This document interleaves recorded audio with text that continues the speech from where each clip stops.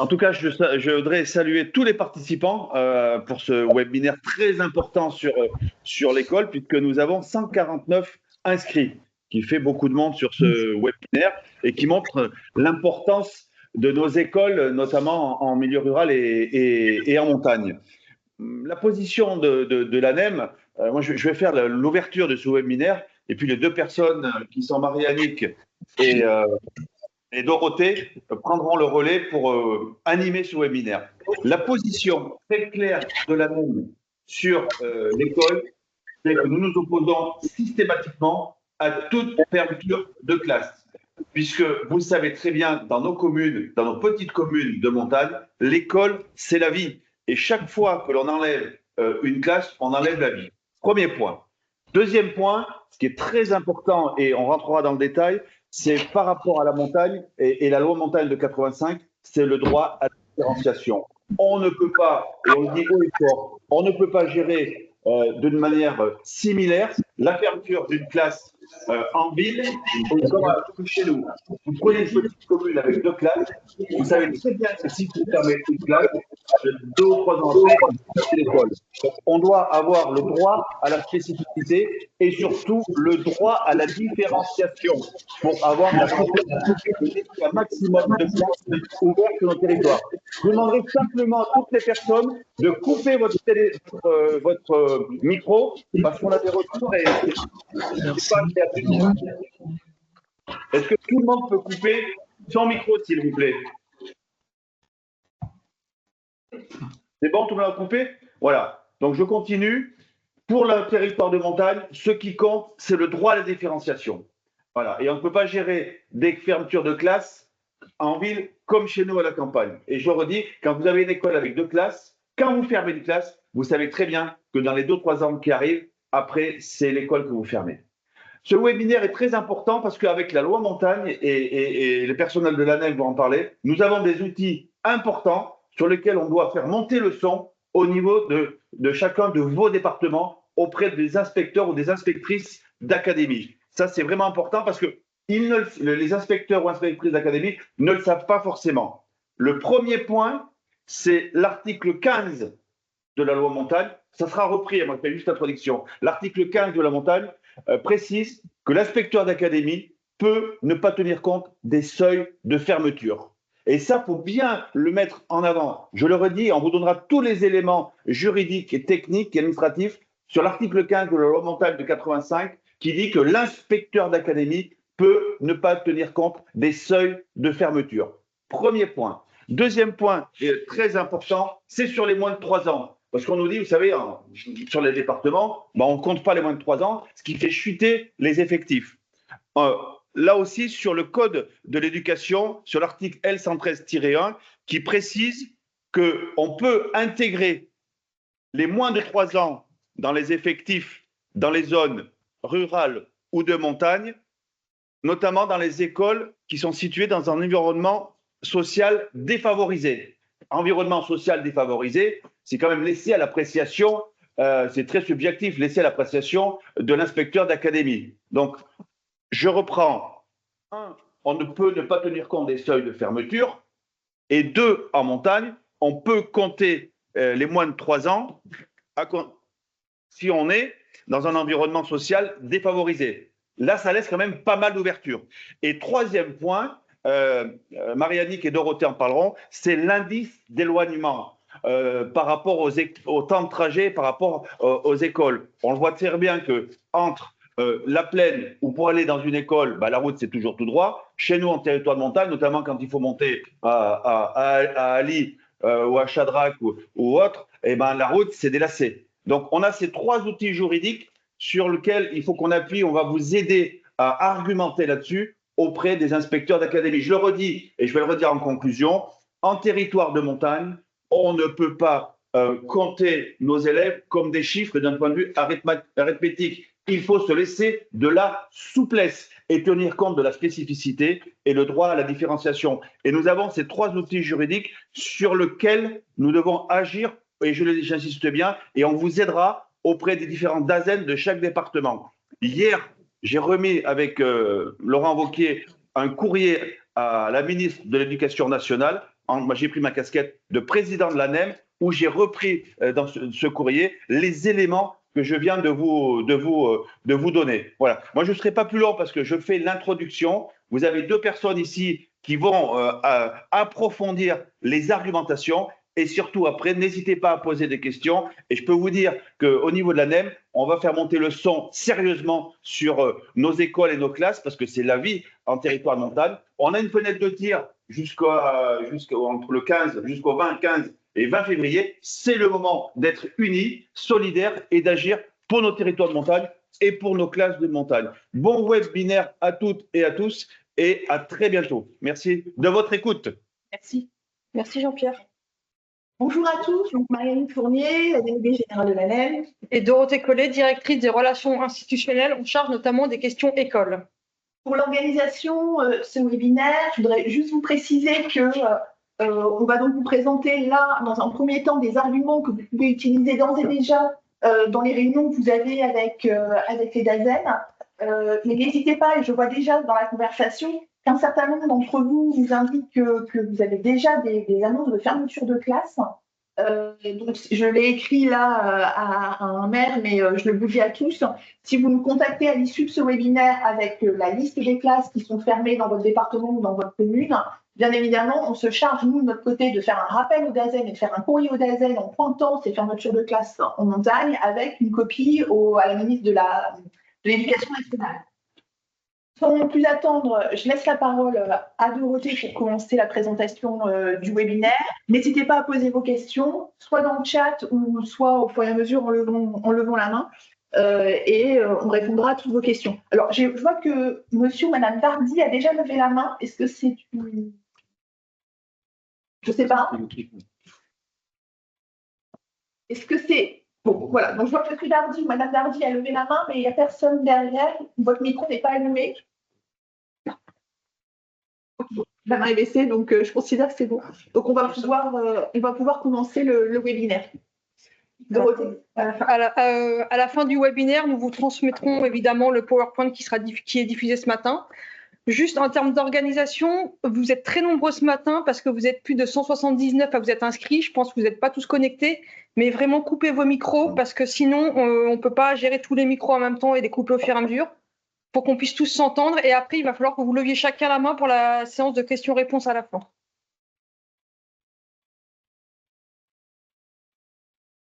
Donc, je commence tout de suite la présentation du webinaire. Donc, si vous êtes aussi tous connectés aussi ce matin, j'imagine que vous avez reçu dans votre département les premières annonces de fermeture de classe en fonction des effectifs prévisionnels du nombre d'enfants inscrits.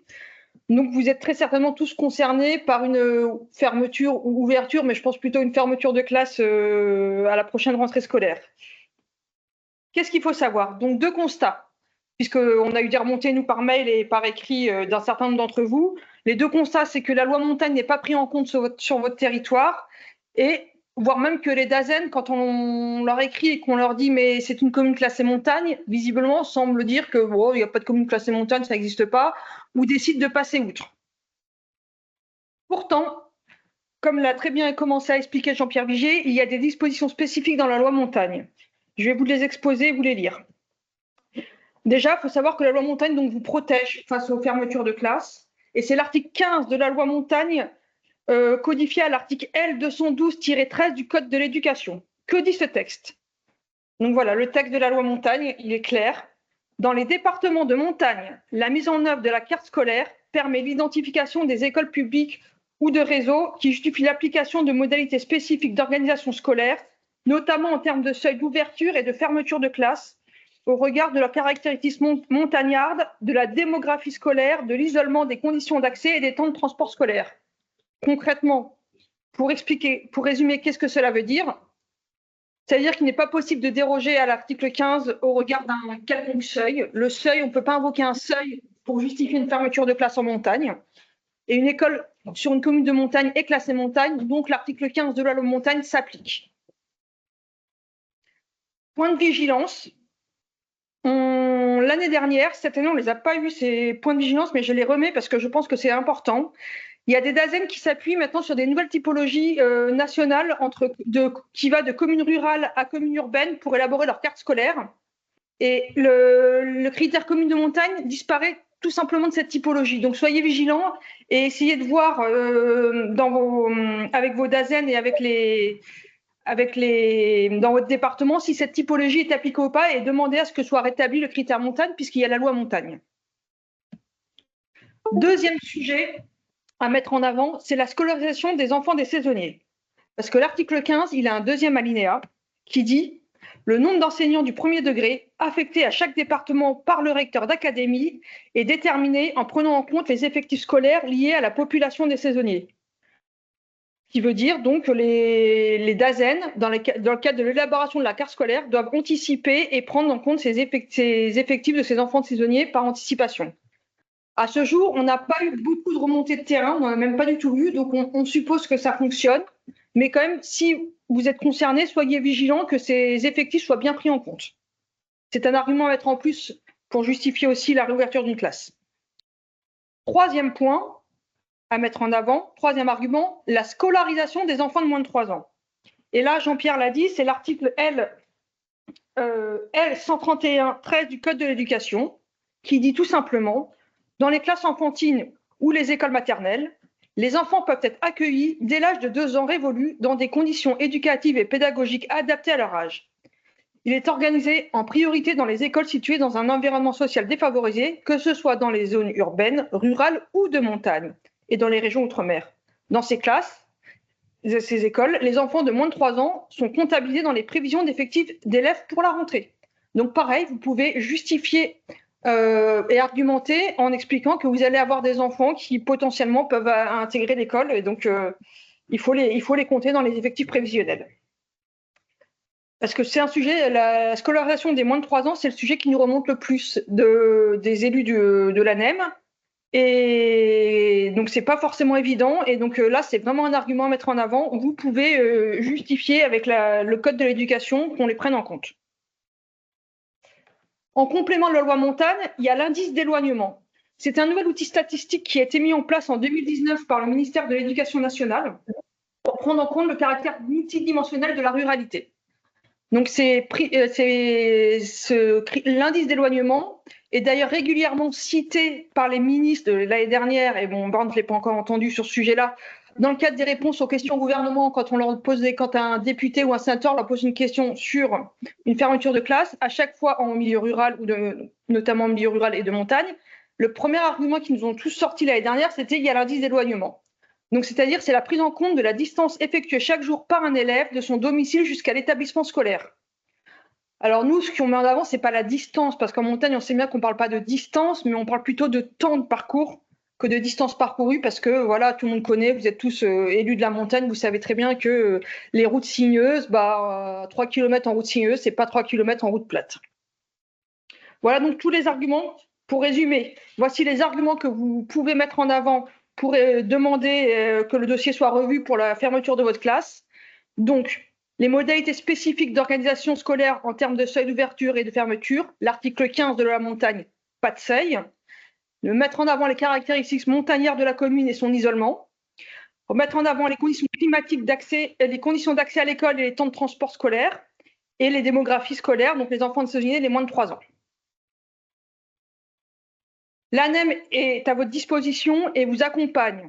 Donc l'ANEM, si vous nous saisissez, vous nous demandez, en nous expliquant le contexte local, nous, on peut faire un courrier au DAZEN pour lui rappeler la loi montagne et pour lui demander qu'il revoie le dossier. On écrit aussi au ministre avec tous les cas, on va faire plutôt un mail global au ministre avec tous les cas de remontée qu'on a pour dire, regardez, la loi montagne n'est pas appliquée à tel endroit, tel endroit, tel endroit, tel endroit. Donc n'hésitez pas à nous faire remonter. Vous avez dû recevoir mon mail, d'ailleurs, je ne l'ai pas mis à la fin mais par mon mail, parce que c'est moi qui vous ai envoyé l'invitation à le Teams. Donc, nous allons faire aussi un courrier à chaque DAZEN de façon globale pour lui rappeler tout simplement les spécificités des territoires de montagne et la loi montagne, parce qu'il y a toujours des changements, des nouveaux qui arrivent. Donc, une piqûre de rappel chaque année, je pense que c'est bien. Et nous avons demandé un rendez-vous avec la ministre de l'Éducation nationale, comme l'a dit Jean-Pierre tout à l'heure, pour l'alerter sur la spécificité de nos territoires et pour lui expliquer concrètement ce que c'est qu'une école de montagne. À la fin de ce webinaire, je pourrais vous envoyer, si vous voulez, un courrier type que vous pouvez après vous emparer en rajoutant vos éléments de contexte local pour écrire, vous, à votre DAZEN directement, si ça vous intéresse. Ce qui est important, c'est de prendre très vite les choses en main. C'est-à-dire que on a déjà pu constater que même si on fait un courrier maintenant et qu'on vous dit, par exemple, je l'ai vu dans un des commentaires, que la décision sera prise le 10 février, on a déjà réussi à avoir des retours en arrière. Donc, ce qui est important, c'est que, vous ayez les arguments en réunion, que vous-même, vous puissiez vous en saisir. Mais même si nous, le courrier, il part à la fin de la semaine, et que la décision est censée être prise, on a déjà vu des retours en arrière. Mais on a aussi des élus qui parfois nous saisissent au mois de juin ou au mois de juillet pour une fermeture de classe au mois de septembre. Là, nous, on ne peut plus rien faire, on n'a plus vraiment d'impact. Donc, le plus tôt on est saisi de vos interpellations, le plus tôt, c'est mieux pour nous. Nous, si on intervient trop tard, généralement, on n'a pas des résultats escomptés. Après, on a voulu faire un petit point d'actualité en plus pour vous parler d'un rapport qui a été présenté en septembre 2024. C'est un rapport de l'Inspection générale des finances et l'Inspection générale de l'éducation, du sport et de la recherche qui cherchent des pistes d'économie finalement pour les économies sur le budget de l'éducation nationale en tenant compte des caractéristiques des écoles, mais aussi des évolutions démographiques à horizon 2027. Donc, dans ce rapport, en fait, ils sont partis de deux postulats, que la démographie des élèves baisse, mais que les financements, les finances de l'éducation augmentent. Donc, comment faire pour essayer de faire des économies? Ils ont proposé 3 scénarios. Donc, voilà, après, ça a été présenté au ministère. Pour le moment, c'est juste une présentation, mais on s'est dit, il faut quand même être vigilant, parce que sur les 3 scénarios, il y en a un, ils sont, ça n'a pas passé ici, alors moi, ça avancé là. Ah. Est-ce que vous avez le... Je reviens en arrière. Non, c'est bon. Moi, j'ai le bon. C'est bon? Ok. Donc, dans les 3 scénarios proposés, le premier, c'est ajuster le taux d'encadrement dans les établissements scolaires présentant des caractéristiques similaires en répartissant les élèves concernés dans d'autres classes. Donc, qui amènerait une fermeture de 360 à 600 classes. Et ça concernerait notamment les zones urbaines denses dans les REP et les REP+. Donc, a priori, si ce scénario est choisi, les écoles de montagne ne seraient pas trop impactées. Le deuxième scénario qui est proposé par ces inspecteurs, c'est relever le seuil de dédoublement des classes de REP et REP+. Donc, pareil, vous êtes moins concernés. Et le dernier scénario, c'est revoir l'organisation territoriale qui s'appuie sur la démographie scolaire pour ajuster l'offre éducative aux besoins réels des territoires. Donc là, il s'agira alors d'identifier les écoles dont l'ensemble des élèves pourraient être accueillis dans une école du même secteur à moins de 20 minutes de temps de trajet en voiture. Et là, il pourrait envisager de fermer pratiquement 1925 écoles et 34 collèges et de supprimer donc près de 5000 postes en équivalent temps plein. Donc nous, sur ces 3 scénarios, déjà, on regrette que l'ANEM n'ait pas été sollicitée, mais aucune association d'élus n'a été sollicitée d'ailleurs. Donc, on n'a pas pu rappeler la loi montagne et on rappelle que le temps de transport, nous, est un paramètre important dans la vie des élèves et que tout excès amoindrit substantiellement la qualité de la vie scolaire des enfants. Donc, pour le moment, c'est juste un rapport qui a été présenté, mais nous, à l'ANEM, nous resterons vigilants des suites qui seront données à ce rapport pour faire des économies de postes, tout simplement. Et donc, nous souhaitions vous faire ce point d'alerte. Alors, il y a déjà un certain nombre de questions qui ont été posées dans le chat. Monsieur Duriot, si je ne me trompe pas, a posé la question, est-ce qu'il y a un effectif minimum pour accueillir les moins de 3 ans? Je ne sais pas si vous souhaitez prendre la parole, monsieur Duriot. Alors, sur ce sujet-là, effectivement, on a eu des cas qui nous ont été remontés à l'ANEM par le passé. Selon les départements, il y a certains DAZEN qui justifient l'ouverture d'une classe de TPS, donc de très petite section, qui doit être une classe quand même aménagée avec du matériel spécifique pour des très petites sections. Donc certains DAZEN, par le passé, nous ont dit qu'ils n'autorisaient pas l'ouverture de classes de TPS s'il n'y avait pas minimum 5 enfants concernés. Mais ça, c'est chaque département qui applique ce choix-là, sauf que nous, En montagne, c'est difficile de l'appliquer, de dire qu'il faut un minimum 5 enfants parce qu'on a beaucoup de classes uniques ou des classes, des fois, avec 11 élèves qui vont de la TPS au CM2. Donc, se justifier en expliquant qu'il y a un seuil pour les moins de 3 ans n'est pas entendable en montagne. Alors, je rebondis sur une autre question sur les moins de 3 ans. C'est Madame Fitoussi qui demande si une commune peut refuser de prendre en compte les 3-4 ans, peut refuser d'accueillir les 3-4 ans dans sa classe, dans son école. Alors, la commune, effectivement, il y a aussi des instituteurs qui ne veulent pas faire des classes qui soient trop multiniveaux, qui aillent de 2 ans au CM2, ce qui peut être entendable. Mais effectivement, une commune peut refuser, si elle décide de ne pas prendre dans ses effectifs prévisionnels, de ne pas les mettre en avant quand on lui demande quels sont les effectifs pour l'année prochaine dans sa commune, elle n'est pas obligée. Mais un point important, peut-être à mettre en avant, enfin vous êtes peut-être plus ou moins concernés, c'est que depuis le 1er janvier 2025, le service public de la petite enfance est pris en compte pour les communes de plus de 3500 habitants. Et cet argument, à partir du moment où ces communes-là vont devoir mettre en place le service public de la petite enfance, c'est plutôt travailler avec ce service qui va être mis en place pour ces communes-là et faire des passerelles avec les écoles par le futur pour faire un pôle vraiment global. C'est une suggestion pour travailler, pour que les enfants puissent s'épanouir et commencer à avoir quelques jours à l'école et quelques jours encore dans les classes enfantines ou chez les assistantes maternelles ou dans les crèches. On a ensuite 2 questions sur les RPI. Est-ce que les dispositions qu'on vient de donner s'appliquent bien aux RPI? Tout à fait. Et est-ce qu'on peut obliger une commune à aller en RPI? Alors, 2 choses. Oui, la loi montagne s'applique sur une école sur une commune classée montagne, la loi montagne s'applique. Donc, le RPI, il y a une école de montagne dessus, ça s'applique. La deuxième question c'était sur. Est-ce qu'on doit obliger une commune à aller en RPI? Est-ce qu'on peut obliger une commune à aller en RPI? Non, on ne peut pas. Alors, c'est le maire c'est une concertation locale pour choisir d'aller en RPI. C'est le maire qui peut décider de se regrouper pour des questions financières souvent ou pour des questions logistiques. Mais on ne peut pas obliger une commune. Elle est fortement incitée effectivement, mais c'est pas obligé. Ensuite, je vais rebondir sur un commentaire de Michel Bourgeois, ne pas confondre fermeture de classe et fermeture d'école. Tout à fait. Donc, on parle bien là de fermeture de classe.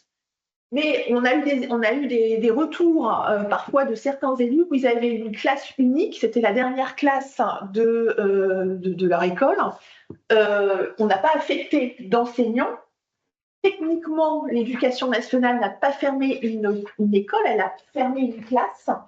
Mais c'est ça la subtilité juridique, c'est que c'est une commune qui ferme une école. Mais tant qu'elle n'a pas pris une délibération pour fermer l'école reste affectée à l'éducation nationale. Donc ça veut dire que vous n'avez plus de classe, mais que vous ne pouvez pas récupérer le bâtiment pour autre chose. Donc c'est un bâtiment qui reste techniquement affecté à l'éducation nationale. Voilà, donc là on vous parle bien uniquement de fermeture de classe, on ne vous parle pas de fermeture d'école, mais on a eu déjà des cas, notamment dans l'Ain, assez surprenant. Je vais donner la parole je vois que Madame Grezard avait demandé la parole pour parler de son expérience de recours au TA. Donc je vais vous donner la parole et après à Madame Fitoussi. Bonjour, merci de me donner la parole. Donc, je suis maire de la commune de Chapelle-des-Bois dans le Doubs, donc en zone de montagne. Et nous avons eu une longue expérience avec l'éducation nationale depuis 2010. Et nous sommes allés à 3 reprises au tribunal administratif pour défendre notre école parce que l'éducation nationale voulait nous fermer une des 2 classes. Et on sait que lorsqu'on nous laisse une classe unique, elle finit par fermer, par s'éteindre parce que les conditions sont trop difficiles. Donc, je voudrais remercier l'ANEM de faire ce webinaire parce que c'est important de rappeler les règles. Ce sont 3 règles sur lesquelles nous nous sommes appuyés. Et le fruit de notre expérience, il est de dire attention aux communes qui sont menacées. Le fait de prendre un avocat n'est pas forcément la meilleure solution.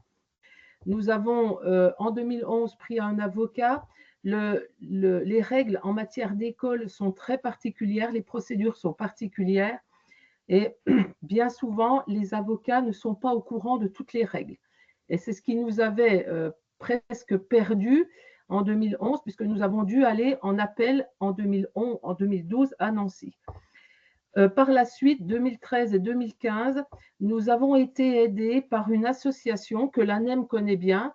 On avait fait la connaissance avec Lionel Paillardin au congrès de l'ANEM de Bonneville en 2011. Il représente l'association École et Territoire. Alors, j'ai coutume de dire que c'est un épouvantail à moineaux parce qu'il a un style très particulier, mais c'est vraiment quelqu'un de très pointu sur toutes les règles en matière d'éducation nationale, sur toutes les procédures, parce que bien souvent, dans les procédures de fermeture de classe, il y a des vices dans lesquels il faut se diriger pour obtenir gain de cause. Et donc, quand vous allez sur Internet, si vous allez sur le site École et Territoire, vous allez trouver ses coordonnées. C'est un monsieur qui se déplace avec ses petits moyens. Alors, moi, j'ai été obligée parfois d'aller le chercher au TGV à 11 h le soir parce qu'on avait audience le lendemain matin. Donc, il faut faire des efforts, il faut l'héberger. Il prend les billets de train les moins chers. C'est pour ça que c'est 11 h le soir. Voilà. Ça ne coûte pas grand-chose aux communes. Par contre, il est très efficace. Et à chaque fois que le tribunal administratif de Besançon l'a vu arriver à l'audience, je peux vous dire que le président faisait une sale tête parce qu'il savait que de toute façon, il allait passer un mauvais moment. Voilà, je tenais à le souligner. Attention, essayez de ne pas rentrer dans des RPI quand vous êtes en école, on va dire, individuelle. Le RPI, c'est le meilleur moyen pour supprimer des postes, pour regrouper les enfants dans des classes un peu plus chargées et vous y perdez votre âme. Ce qu'il faut savoir, c'est que perdre une classe, c'est très facile. La rouvrir, c'est très compliqué. Donc, tout à fait. Il faut vraiment se battre. Nous, on avait un seuil de fermeture qui était à 30 élèves. Par contre, quand il fallait la rouvrir, il en fallait 55. Donc, c'est impossible de rouvrir. Voilà. Je ne vais pas être plus longue, mais soyez très vigilants, battez-vous, ça vaut le coup. Nous, on est 10 ans plus tard et on a toujours nos 2 classes. Alors, le DAZEN parle de nous en supprimer une. Ils ont une nouvelle politique, c'est de mettre en opposition 2 classes, 2 écoles de 2 villages voisins. Je vais fermer une classe peut-être à Chauneuve ou peut-être à Chapelle-des-Bois. Mais je ne sais encore pas. Et ainsi, il fait monter la mayonnaise entre les maires et ça, c'est assez malsain. Voilà où j'en suis. Merci de m'avoir donné la parole. Merci pour ce témoignage. Madame Fitoussi, vous avez demandé la parole. Oui, bonjour. Alors, moi, je suis dans un petit village où nous avons une classe unique et on se bat pour la garder parce que, bon, comme vous disiez, c'est la vie du village. Si on n'a plus d'école, on perd beaucoup de choses. Alors, on est dans le Trièves. Dans le Trièves, la communauté de communes a la compétence pour beaucoup d'écoles, mais par exemple, nous, notre village a gardé sa propre compétence, donc on gère notre classe unique comme on le souhaite. Nos petits de maternelle vont à Mince, donc dans l'école maternelle qui correspond à notre secteur. Et ce que je vois dans le Triel, c'est que les classes uniques sont poussées à prendre, c'est ce que je vous avais mis dans mon petit message, à prendre les petits, donc à partir de 3 ans. Alors, ça fait des classes de 3 ans à 10 ans, c'est quand même pas très bien pour les petits et pour les grands. Donc, je pense que cette solution, c'est un petit peu pour pousser les parents à enlever leurs enfants et finalement à fermer nos classes, puisque comme vous dites, ils peuvent ne pas nommer d'enseignants, même si c'est une classe unique et si c'est le maire qui décide de la fermeture. Donc c'était ça mon inquiétude. Pour le moment, nous, on n'est pas concernés, mais il y a 2 villages du Trièves qui le sont. Il y a déjà une à Saint-Jean-d'Héron, ils ont déjà eu ce fonctionnement cette année, et apparemment, chez Chiliane, la proposition du DAZEN pour l'année prochaine. Donc, c'est l'inquiétude qu'on a et bon, on ne sait pas trop comment faire. Voilà.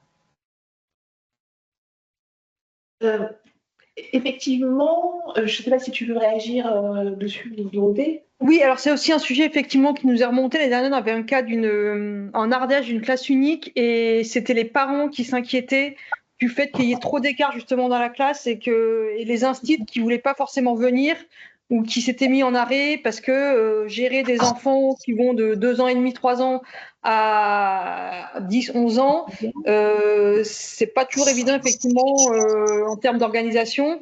Et donc, c'est aussi un sujet, la classe unique, ça peut très bien marcher, comme selon aussi les écarts. Donc, on a des remontées dans les deux sens. D'endroits où on nous dit ça marche très bien, et on a aussi des remontées d'endroits où nous disent que ils n'arrivent pas à faire venir un instit parce que ou les instits arrêtent en plein milieu d'année parce qu'ils n'arrivent plus à gérer, quoi. Plus la solitude de l'instit parce qu'il est tout seul dans son école. Enfin, il y a plein de paramètres qui sont effectivement qui nous sont remontés sur ce sujet. On a pas mal de questions pour savoir si les communes sont en zone de montagne. Un petit indice pour savoir si vous êtes en zone de montagne, et bien évidemment, on répondra tous à vos questions pour savoir si vous êtes bien classé. Normalement, vous avez une majoration de votre DGF de 5% pour la voirie.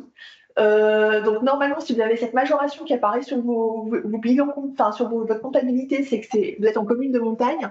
Et si vos agriculteurs sont éligibles à l'ICHN, vous êtes en zone de montagne. Mais on répond à toutes les questions. Alors, en amont, il y a une question. Pourriez-vous rappeler la définition des territoires de montagne? On ne peut pas vous donner la définition d'un territoire, enfin, en tout cas, de vous dire ce que c'est qu'un critère unique pour une commune de montagne, parce qu'il est différent d'un massif à un autre, notamment le critère de l'altitude. En revanche, il y a un arrêté qui vous a classé en zone de montagne. Donc, certains arrêtés ont été pris dans les années 70 et d'autres arrêtés ont pu être pris l'année dernière. Donc, c'est assez mouvant. Mais juste, voilà, 2 petits indices. Mais dans tous les cas, là, je réponds aux questions. Ceux qui ont, pour savoir s'ils sont en commune de montagne, on vous répond à vos questions, il n'y a pas de problème. Je vois qu'il n'y a plus forcément de demande de prise de parole. En revanche, il y a une main levée. Il y a une question du DGS, alors je n'ai pas de nom. Pourquoi certains DAZEN ignorent la loi montagne?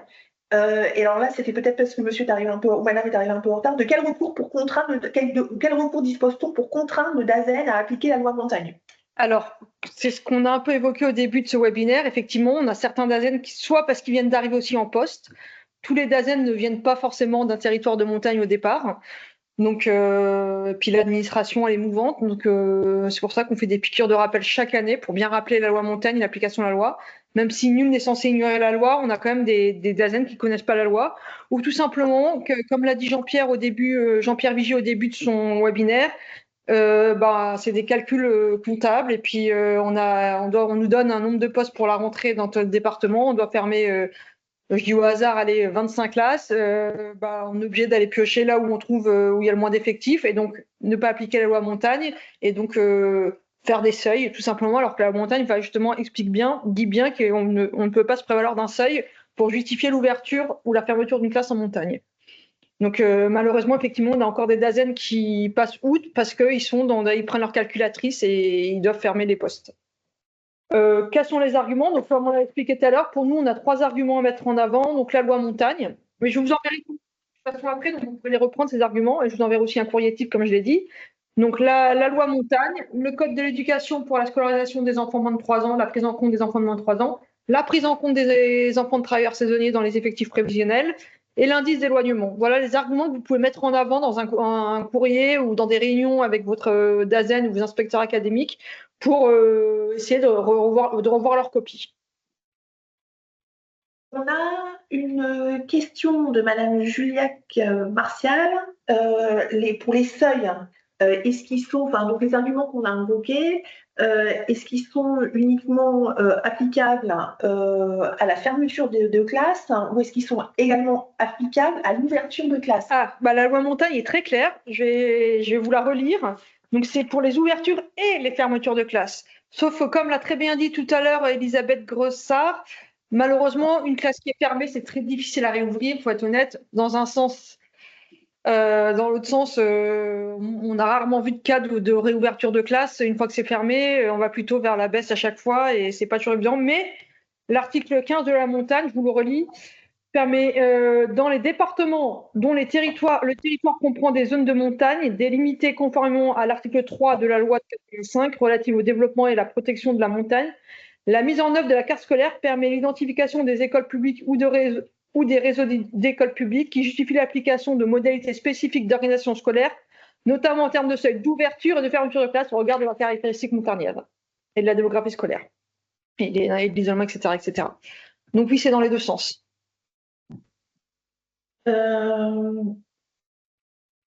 Voilà, je crois que. Alors, beaucoup de questions pour savoir si une commune est en commune de montagne.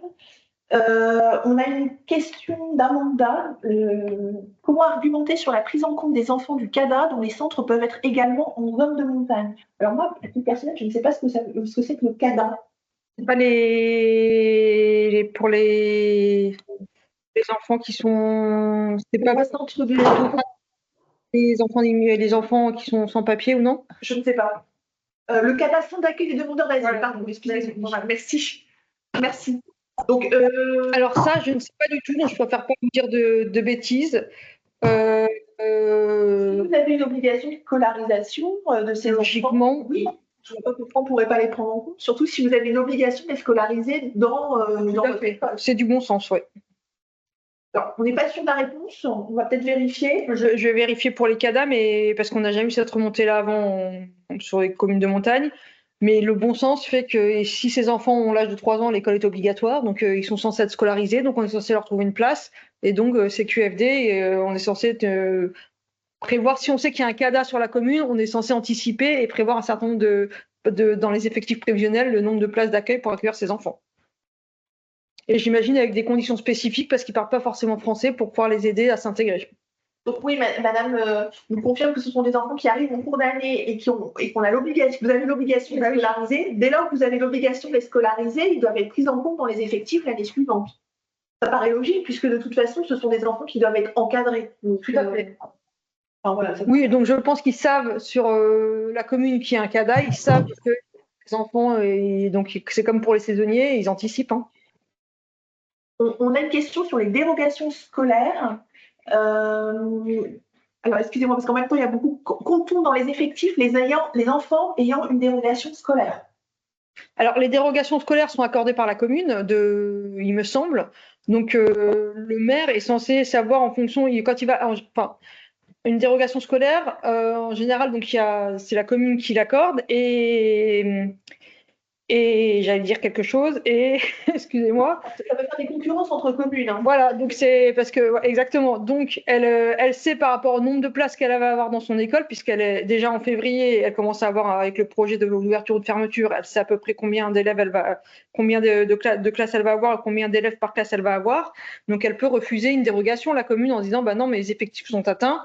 Et si elle enlève un enfant d'une autre commune, effectivement, c'est l'autre commune qui va fermer. Donc, c'est un peu de la concurrence déloyale pour ouvrir ou fermeture. Si ça joue si vous estimez que la commune aurait pu gagner une classe à un enfant près, même s'il n'y a pas de seuil en montagne, c'est enlever un enfant d'une autre école aussi. Donc, le maire, en principe, il est censé faire ça en bon sens, de regarder les dérogations au cas par cas, en fonction de la place qu'il a dans son école, en fonction de l'enfant où il vient, où il devait aller, pour éviter non plus pour que ça soit équilibré, quoi.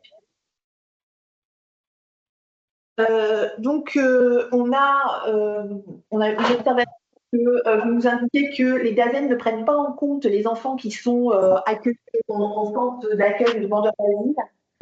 On va aller vérifier ce point-là de ce fait-là, parce que c'est vrai qu'on n'a jamais eu la question pour l'instant. On va aller vérifier ce point-là et on complétera les éléments du webinaire par email. On va vérifier si les DAZEN sont en droit ou non de refuser de compter dans les effectifs les enfants qui sont en CADA. On a toujours des questions qui arrivent. On a un commentaire plutôt de Madame Juriot.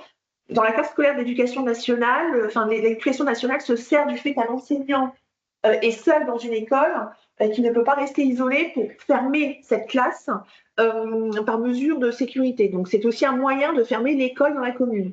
Oui, ça nous a été remonté chez le cas du jugement de l'Ardèche où ils sont appuyés sur l'institutrice qui sentait pas bien dans son école pour justifier qu'on ne pouvait pas continuer et donc l'année prochaine fermer la classe unique. Et comme on l'a dit Marie-Annick Fournier tout à l'heure, une classe unique qui ferme, l'école reste ouverte parce qu'il faut l'autorisation du maire, mais c'est juste les bâtiments qui restent ouverts.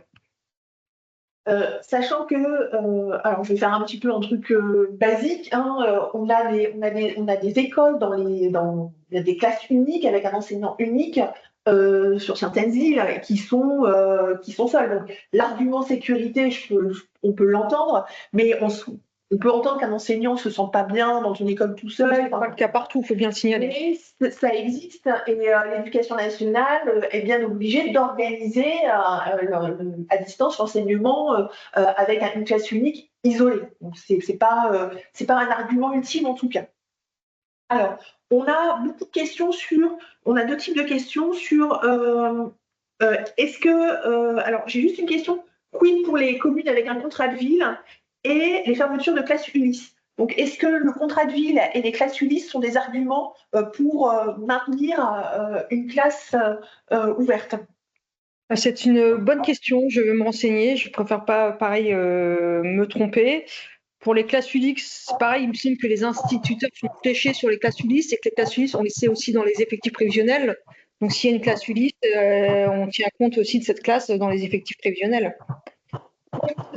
Supplémentaire qui vient s'ajouter à l'ensemble des arguments spécifiques aux écoles de montagne. Et qu'il ne faut pas faire un feu de tout bois et n'hésitez pas à sortir tous les arguments. Il y a un argument, je ne sais pas si tu as eu le temps de l'évoquer, parce qu'un moment je suis sortie, c'est aussi sur l'organisation du ramassage scolaire et du transport scolaire dans vos régions. On a certaines régions où le ramassage scolaire est limité à un certain volume d'enfants. Alors, nombre d'enfants, excusez-moi l'expression, c'était maladroit. C'est-à-dire que le ramassage scolaire ne passera pas dans la commune s'il n'y a pas au moins 3 ou 4 enfants à venir récupérer. Donc, ça, c'est assez spécifique à certaines régions. Donc, on ne peut pas nous généraliser, en tout cas dans nos arguments, mais n'hésitez pas à utiliser également cet argument-là. Il existe dans certaines règles de ramassage scolaire où le ramassage n'aura lieu que s'ils ont un certain nombre d'enfants à récupérer et donc ils ne passent pas forcément dans toutes les communes. Ça, n'hésitez pas à utiliser cet argument-là parce que ça peut vraiment jouer. On a deux mains levées à nouveau. On va peut-être reprendre la parole. Dans ces cas-là, je continue à regarder. On va prendre d'abord de nouveau Elisabeth Grezard et après Roger Grossior. Oui, donc je voulais apporter quelques compléments. On vient de parler du transport. Nous, c'était pire que ça. L'éducation nationale ne voulait pas s'occuper du problème de transport et c'est aux collectivités de l'organiser. Donc nous, ça allait être la commune avec une indemnisation à 560 à l'époque à 570 € pour les parents qui allaient assurer le transport puisque l'éducation nationale ne voulait pas en entendre parler. Alors, je vais couper les micros tout le monde parce que là, il y a quelqu'un qui a. Je vais désactiver tous les micros et je vais vous redonner et vous allez pouvoir reprendre la parole, madame. Particulier. Voilà. J'ai dû couper votre micro, madame Grezard. N'hésitez pas à le reprendre parce que moi, on n'a rien entendu. Je suis désolée. Donc, à propos du transport, nous, en 2015, l'éducation nationale refusait de s'occuper du transport et proposait une indemnisation à hauteur de 570 € pour l'année scolaire aux parents qui voulaient bien charger de transporter les enfants vers une autre école. Voilà, ça c'était un point. Deuxième point, pour la scolarisation des enfants de moins de 3 ans, on a parlé des ZESD, zones d'environnement socialement défavorisées. Donc, il y a les zones de montagne et il faut aussi que chaque commune regarde bien si elle est classée zone de revitalisation rurale. Les ZRR sont des ZESD. Donc, il y a 2 points là-dessus, donc la zone de montagne et la ZRR. Voilà. Je vous remercie. Donc, on laisse la parole à monsieur Grossior. Oui, bonjour, vous m'entendez? Oui, on vous entend, monsieur. Oui, alors, je suis le maire de l'Elex, dans l'Ain, station de montagne. Je vous avais déjà interpellé l'année passée sur ce sujet de ma commune pour une fermeture de classe. Et cette année, ça revient à la charge. Alors, c'est compliqué parce qu'on est dans un RPI, donc ils veulent regrouper les classes sur la commune voisine et fermer mon école. comme vous l'avez dit tout à l'heure, j'ai entendu, c'est que c'est compliqué parce que l'académie, les instituteurs et les institutrices veulent être groupés, ils ne veulent plus être seuls dans une classe et ils jouent sur, vous savez, ils nous disent les enfants, c'est de plus en plus compliqué, ils sont en plus perturbants, donc on peut mieux les maîtriser quand on groupe les classes. Alors, c'est quand même une chose pour moi qui trouve ça difficile parce que fermer une classe, c'est une chose, pour la rouvrir, c'est impossible. Fermer une école, alors là, c'est la fin, quoi, parce que quand on est une station de montagne, quand on a des gens qui viennent travailler ou même les saisonniers, quand on a les enfants en classe, si on n'a plus d'école, ça va être dur de faire travailler une économie locale, quoi, vous voyez.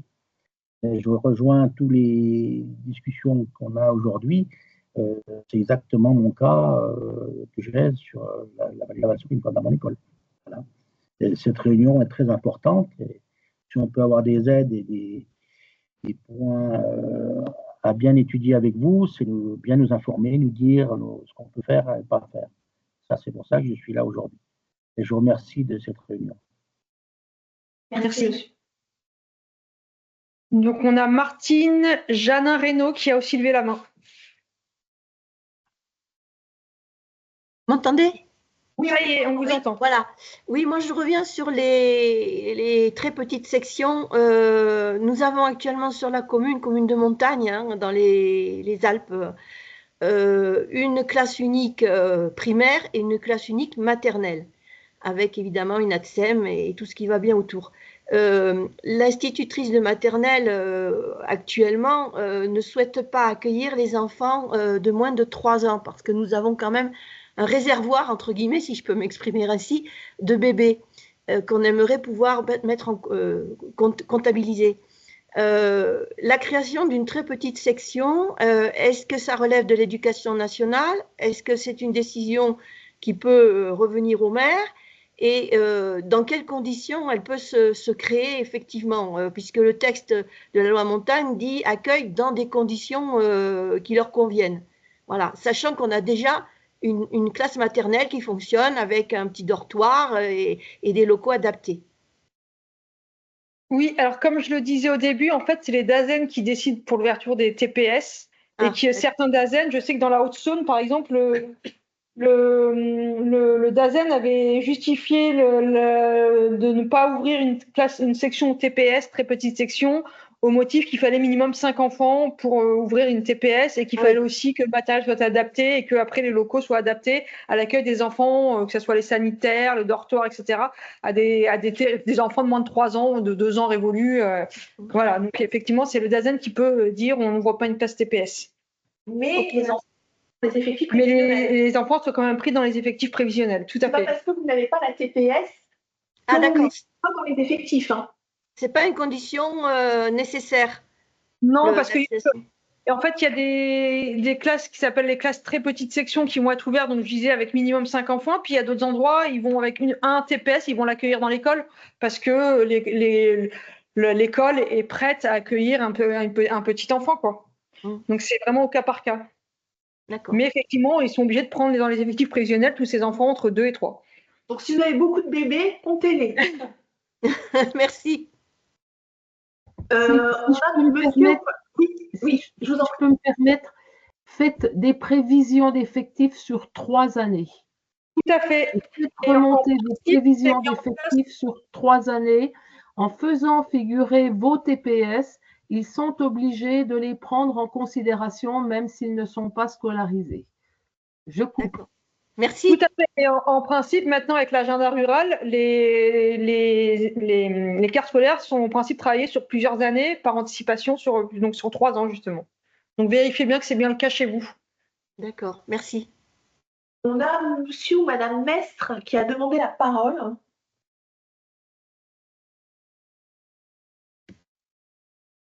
Je ne sais pas si votre micro n'est pas coupé, donc, mais on ne vous entend pas. Alors, je vais donner. Alors, On ne vous entend pas. Votre micro n'est pas coupé, mais on ne vous entend pas. Je vais donner la parole à Monsieur Diran, à André Diran. Par contre, votre Oui, micro est coupé. bonjour. Oui, bonjour. Vous m'entendez? Oui, on vous entend. Oui, donc je rejoins totalement les propos de Madame le maire de la Chapelle-des-Bois. Alors nous, on a été victime donc d'une fermeture de classe à la rentrée 2023. On est encore actuellement en procédure au tribunal administratif pour contester cette décision. La décision finale n'a encore pas été rendue, mais je suppose qu'elle ne va pas nous être favorable malgré tous les arguments qu'on a pu apporter. Par rapport à ça, effectivement, on a aussi été empêché donc, par Monsieur Dazen de Haute-Saône qu'on évoquait à l'instant, mais qui vient de partir, donc c'est plutôt une bonne nouvelle. Il est remplacé depuis ce début d'année. Donc on a été interdit donc, de ce fait d'accueillir les toutes petites sections. Ce qui nous a un petit peu valu la double peine, je dirais, puisque en même temps, dans la même période, on a ouvert une MAM où il y a aujourd'hui 16 enfants qui sont accueillis, dont certains qui peuvent être accueillis, des enfants entre 2 et 3 ans qui sont en totale capacité d'aller fréquenter une toute petite section. Donc aujourd'hui, dans le cadre de la classe unique, le Dazen de Haute-Saône nous avait interdit d'accueillir ces toutes petites sections.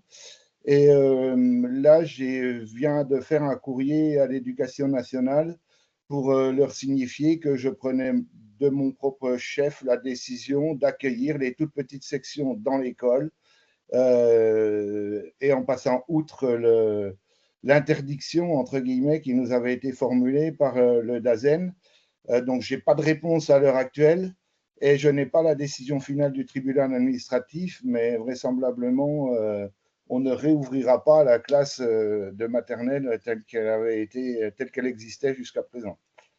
Voilà où en est la situation. Donc, je suis preneur de toutes les informations, bien entendu, qui pourront nous être communiquées à l'issue de cette réunion concernant tous les droits des communes de montagne en matière de spécificité pour l'éducation nationale. On avait déjà fait valoir, bien entendu, ces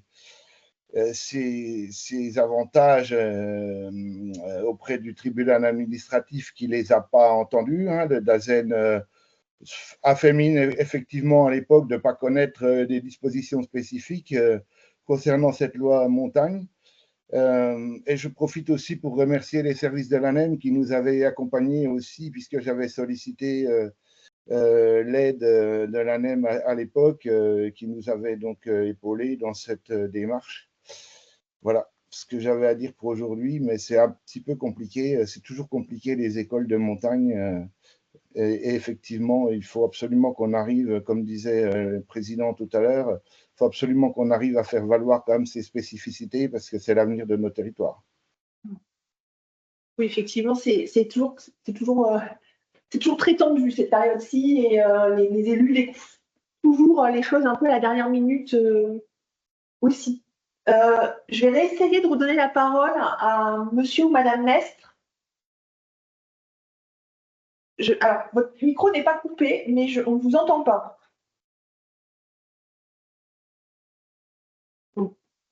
N'hésitez pas à prendre la parole et à vous manifester.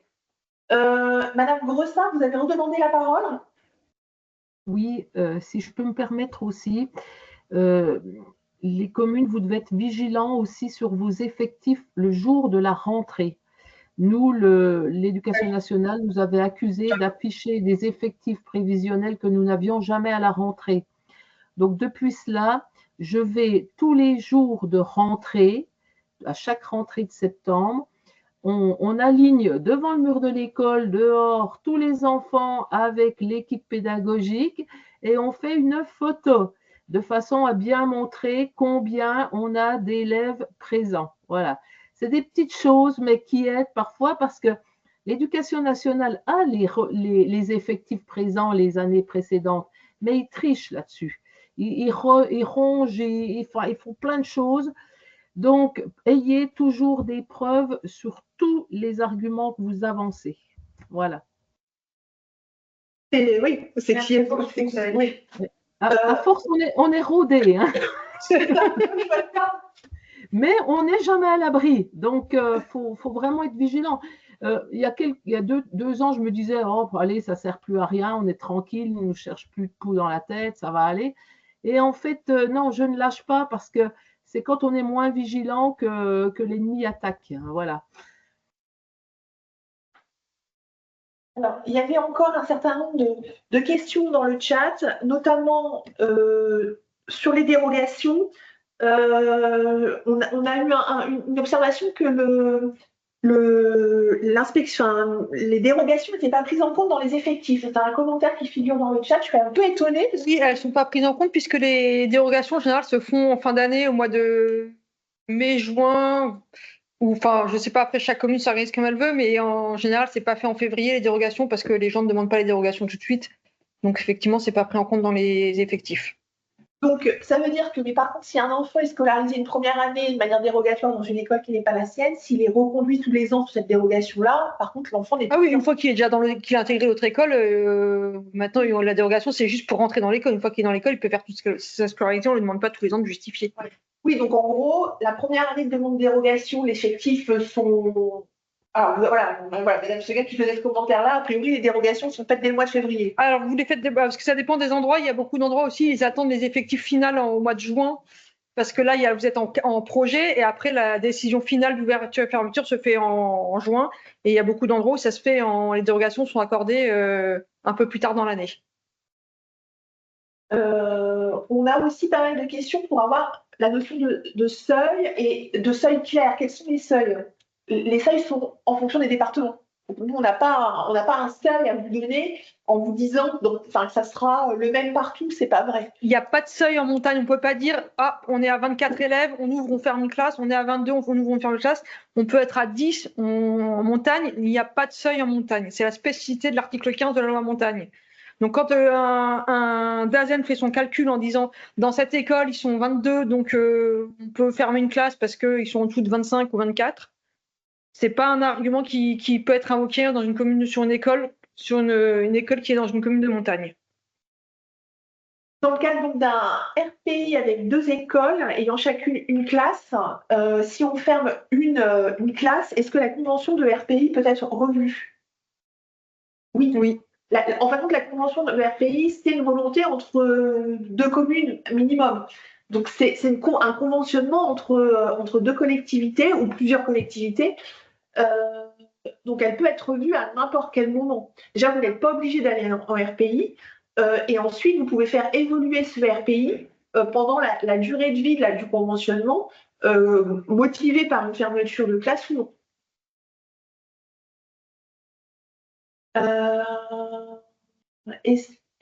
Alors, dans quelle mesure peut-on encourager très fortement les parents à inscrire leurs enfants dans leur école de domicile et non pas dans l'école de leur lieu de travail, comprise entre un quart et un tiers des effectifs dans notre école primaire? Ça, c'est une réalité de terrain partout. C'est pas propre à la montagne, c'est propre, je pense, partout. Les parents qui préfèrent inscrire leur enfant soit dans le privé d'ailleurs, ou même dans une école qui est plus proche de leur lieu de travail.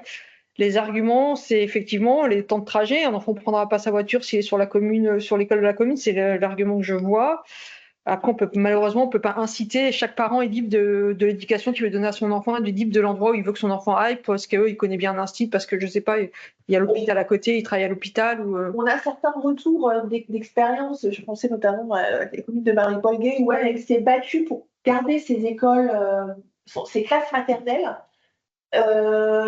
parce qu'elle se disait que les classes maternelles, si je me bats pour garder les classes maternelles, au moins je les aurais et potentiellement je pourrais les garder en primaire, alors que si on lui fermait une classe primaire, elle savait que les enfants en maternelle allaient directement partir dans l'école d'affectation.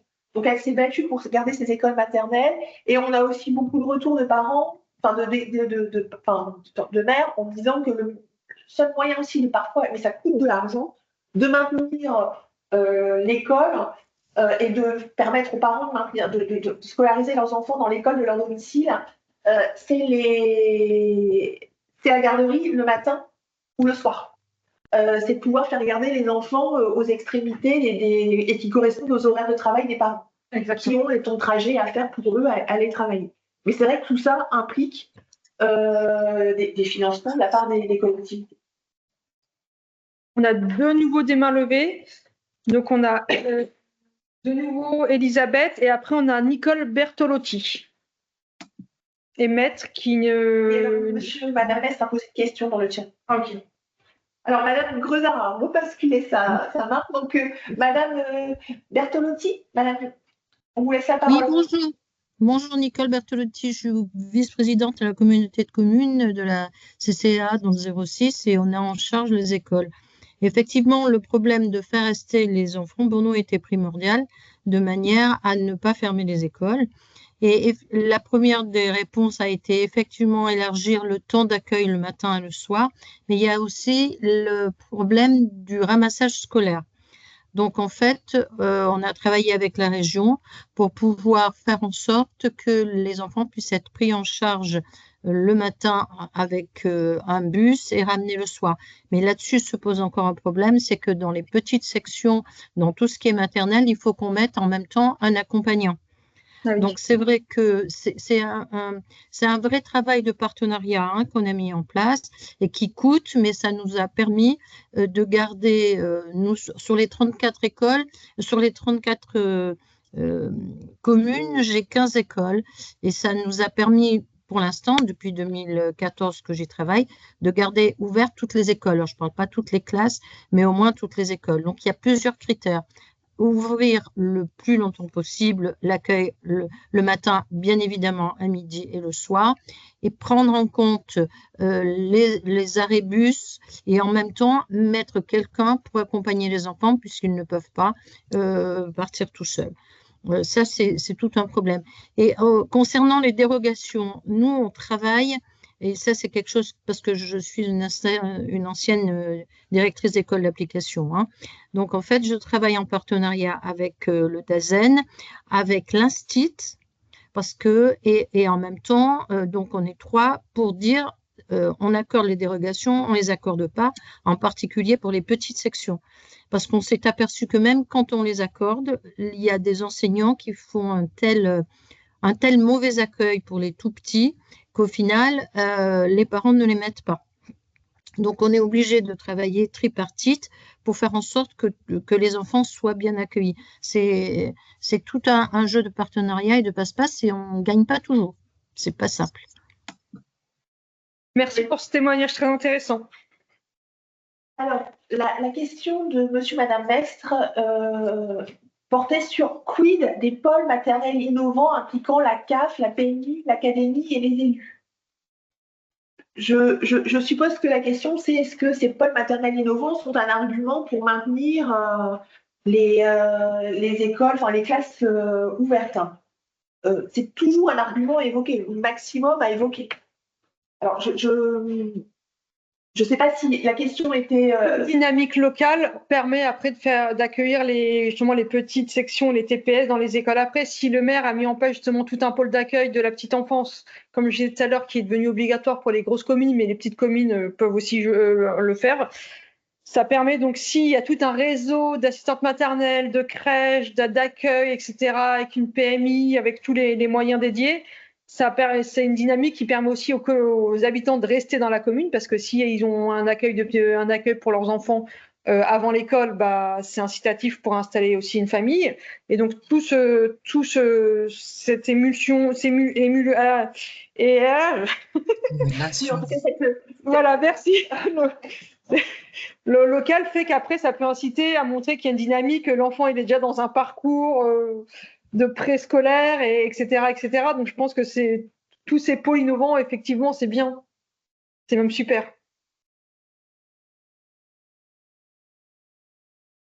Alors là, on a un gros message de Magali Laurent. Magali Laurent, qui est enseignante syndicaliste et qui se propose aussi éventuellement de répondre à des questions sur le fonctionnement de l'éducation nationale. En tout cas, elle vous invite à vous rapprocher des syndicats enseignants de votre département en insistant aussi qu'il y a des fonctionnements qui peuvent être un peu différents d'un département à un autre. Moi, je n'ai plus de questions dans le chat. Je pense qu'on a répondu à toutes les questions. J'espère qu'on n'en a pas oublié une.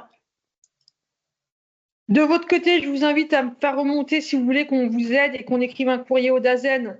N'hésitez pas à nous solliciter en nous expliquant la situation locale, la fermeture, le nombre d'enfants, pourquoi ils ferment, enfin, un peu tous les arguments que vous avez pour que nous, on puisse étayer notre courrier. Je viens de mettre ton adresse sur le chat, d.collet@anem.org. Normalement, vous l'avez eu avec l'invitation. Avec l'invitation à participer à la réunion Teams, si vous êtes connecté, c'est que vous avez eu mon mail. Donc forcément, vous avez mon adresse mail. Je vous enverrai, moi, dans la journée, aujourd'hui ou demain, le PowerPoint, ainsi qu'un courrier type après à adapter chacun à votre situation locale. Et on reste à votre disposition si vous avez des questions. Alors, on a une question de la mairie de Trescléo, pardon. Moi, je n'ai pas tout le Ah, je l'ai pas celui-là. Ah, si, bonjour. Ah, merde, oui, Trescléo, pardon. Excusez-moi, monsieur. Trescléo dans les Hautes-Alpes. Au passage, merci à Elisabeth Grezard parce que je connais très bien Lionel Paillardin puisque c'est un habitant de notre vallée, bien connu pour tous les combats qu'il a fait. Moi, la petite question que je voulais rappeler, c'est quand même, on est actuellement en train de bosser sur les SCOT et je voudrais savoir aussi comment prendre en compte aussi la spécificité et le maintien de nos montagnes dans les SCOT. Parce que moi, sur notre territoire, ben, on n'a pas du tout de cohérence territoriale puisqu'on avait un RPI et on a une mairie qui a décidé de sortir du RPI et qui nous a foutu le bazar et qui risque après de mettre à terme en cause la fermeture des 2 classes de Hortière et de Trescléo. Voilà, c'est ce que je voulais dire. Oui. Importance donc du SCOT. Les RPI, c'est ce que je disais tout à l'heure. C'est une convention. Oui. C'est une convention, donc il faut être d'accord pour en rentrer. Et d'ailleurs, quelqu'un n'est plus d'accord pour y rester. Comme vous dites, il peut sortir et ça implique de tout réorganiser. En tout cas, ça change la donne et ça change la règle de départ. Donc, c'est vrai que la question de modification des RPI et ça nécessite des échanges entre les élus pour continuer ou pas le regroupement. Après, la prise en compte dans les SCOT, au niveau de la réflexion. Ouais, voilà, et puis il est tellement éloigné du niveau de la mairie que c'est toujours très compliqué. Non, mais moi, c'est ce que je voulais dire, parce qu'en plus, là, dans la mesure où cette mairie, elle est sortie du RPI, mais qu'elle est en train de nous siphonner aussi des élèves qu'on avait sur le territoire. Voilà. On voulait pas le faire, on le constate aussi dans d'autres zones. Voilà. C'est un problème de concurrence entre écoles, effectivement, et parfois, souvent, l'école qui est à la fin de la vallée, généralement, sort des RPI ou ne se met pas dans les RPI pour justement...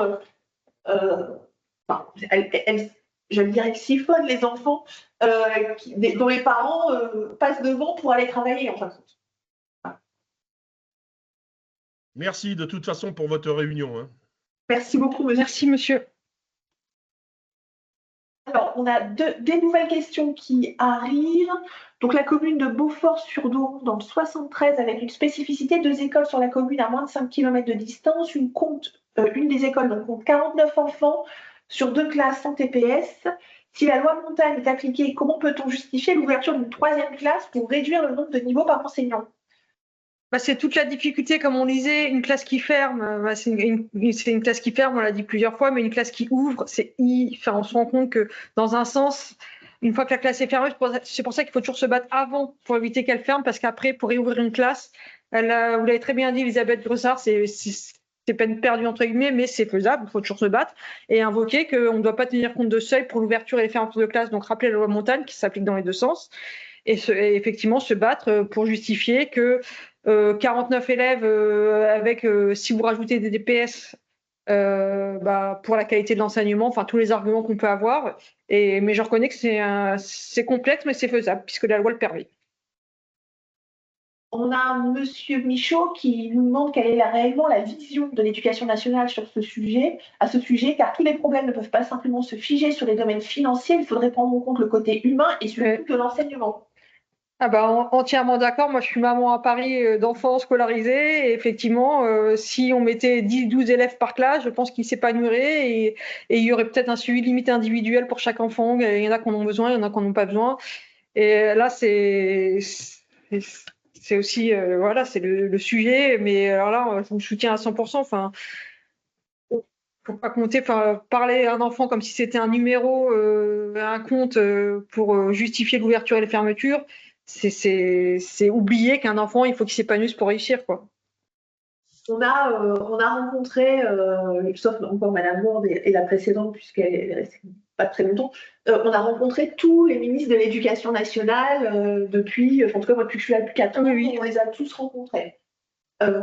Je ne veux pas parler pour eux, je peux juste vous donner, nous, notre ressenti en sortant de ces réunions. C'est vrai que la contrainte budgétaire, la contrainte financière, cette tension est à chaque fois un des arguments en tout cas, on nous avance. Voilà, donc c'est vrai que tout ne peut pas, enfin l'argent ne peut pas tout pas tout porter, mais effectivement, c'est comme ça que c'est fortement ressenti. Et puis, Dorothée en a parlé, hein, ce rapport qui vient montrer une baisse de la natalité, une baisse des effectifs scolaires, interroge aussi sur le niveau d'encadrement. Est-ce qu'il faut le revoir, pas le revoir, à un moment où on place l'éducation, où l'éducation devrait être quand même au premier rang des enjeux, en tout cas actuellement. Et qui a été annoncé par le président, que c'était son enjeu numéro 1, c'était les élèves et l'école. Mais effectivement, Madame Laurent dit qu'il y a une grosse différence entre le discours affiché sur l'intérêt des élèves et les moyens mis sur la table. Le nerf de la guerre, exactement. On l'a fait constater nous également. Mais ça, c'est un constat qu'on a fait. On n'a pas eu, on n'aura jamais cette réponse-là, en tout cas, officielle.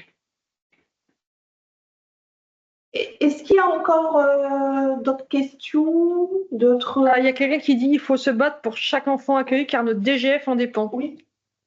Oui, parce que derrière, effectivement, ça vous permet de maintenir votre population et effectivement, ça a un lien avec votre DGF.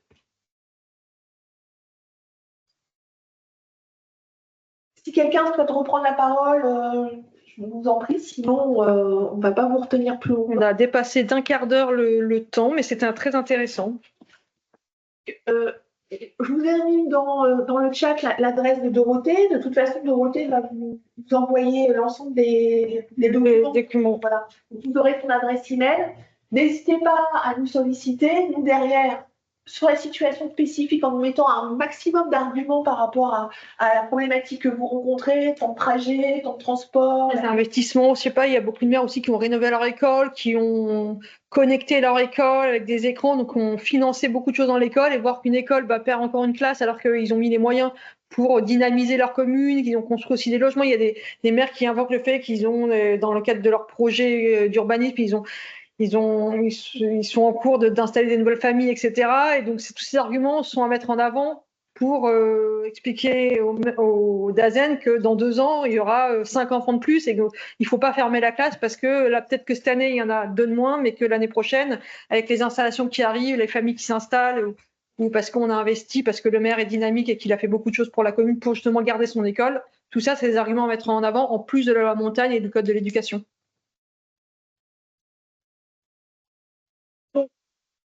Nous, on attend vos mails, on vous envoie les documents. Si c'est pas aujourd'hui, c'est demain, demain plus tard. Alors, comme on va enchaîner d'autres réunions, mais je vais le faire au mieux. J'ai vu que Madame Grosard avait redemandé la parole. Oui, juste pour terminer, à tous les maires, battez-vous, ça vaut le coup. Hein. Battez-vous bien sur vos effectifs, battez-vous bien sur tous vos arguments. Et faites-vous aussi aider, signalez votre situation à vos élus nationaux. Nous, à l'époque, on avait quelqu'un que vous avez dû connaître puisqu'elle a été présidente de l'ANEM. On avait Annie Genevard qui nous a beaucoup soutenus. On a notre sénateur Longeau qui nous a soutenus. Ils sont venus en 2015 faire la rentrée des classes sur notre école. Et l'inspecteur qui venait compter les effectifs s'est fait assez petit. Voilà. C'était la conclusion pour moi. Merci. Et pour rebondir, Madame Genevard, à l'époque, était rapporteure sur la loi montagne, l'acte 2 de la montagne 2016, et c'est elle qui a l'initiative de cet article 15. Elle n'est pas toute seule, mais elle a l'initiative quand même, et c'est parce qu'elle était là à l'époque que cet article 15 a pu être voté et adopté. Merci à tous. Je vous souhaite une bonne journée. À très vite. Et n'hésitez pas à nous contacter. On est là pour ça. Merci beaucoup. Bonne journée.